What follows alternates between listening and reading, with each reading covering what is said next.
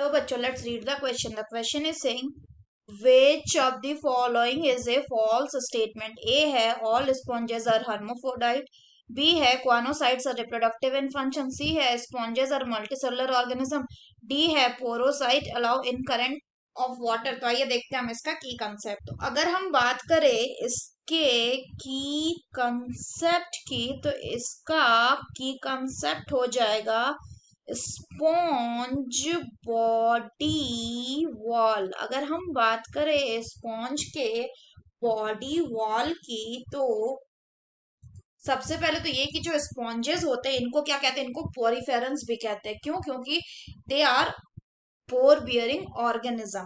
तो अगर हम बात करें स्पॉन्जेस के बॉडी वॉल की, तो इनका जो बॉडी वॉल होता है इनमें तीन लेयर प्रेजेंट होता है. जो पहला होता है उसको कहा जाता है पिनेकोडर्म. ये कैसा होता है? ये आउटर लेयर होता है. आउटर लेयर होता है. इसमें जो है, इसमें दो तरह के सेल्स पाए जाते हैं. एक जो पाए जाते हैं उनको बोलते हैं पिनेकोसाइट्स.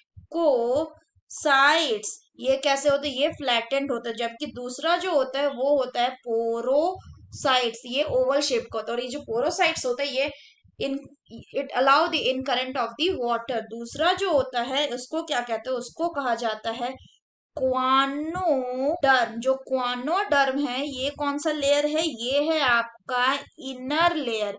ये इनर लेयर होता है.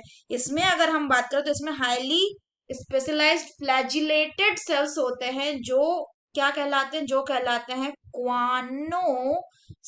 और ये क्वानोसाइट स्पॉन्जोसील यानी सेंट्रल कनाल को क्या करते हैं? लाइन किए हुए रहते हैं. इनका काम क्या होता है? इनका अगर काम बोले तो इनका काम होता है आपका create a flow of water. और दूसरा इनका काम होता है कि फूड को कैप्चर करना जब वो वाटर के थ्रू पास करेगा इन सेल के तरफ से. एंड तीसरा जो लेयर होता है उसको क्या कहते हैं? उसको हम कहते हैं मीजोहाइल. मीजोहाइल लेयर, या फिर इसी का दूसरा नाम क्या है? इसी का दूसरा नाम है मीजनकाइम लेयर. अगर हम मीजोहाइल या मीजनकाइम लेयर की बात करें तो इसमें क्या प्रेजेंट होता है? इसमें प्रेजेंट होता है फाइन डिस्पर्स्ड स्पॉन्जीन फाइबर्स प्रेजेंट होते हैं. एंड साथ ही साथ इसमें प्रेजेंट होते हैं न्यूमरियस स्पीक्यूल्स. अगर फर्दर बात करें तो इसी लेयर में कुछ एमीबॉयड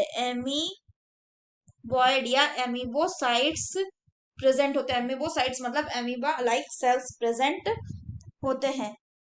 ये लेयर क्या है? ये मिडिल लेयर है. ये प्रेजेंट होता है in between the pinacoderm and the क्वानोडर्म.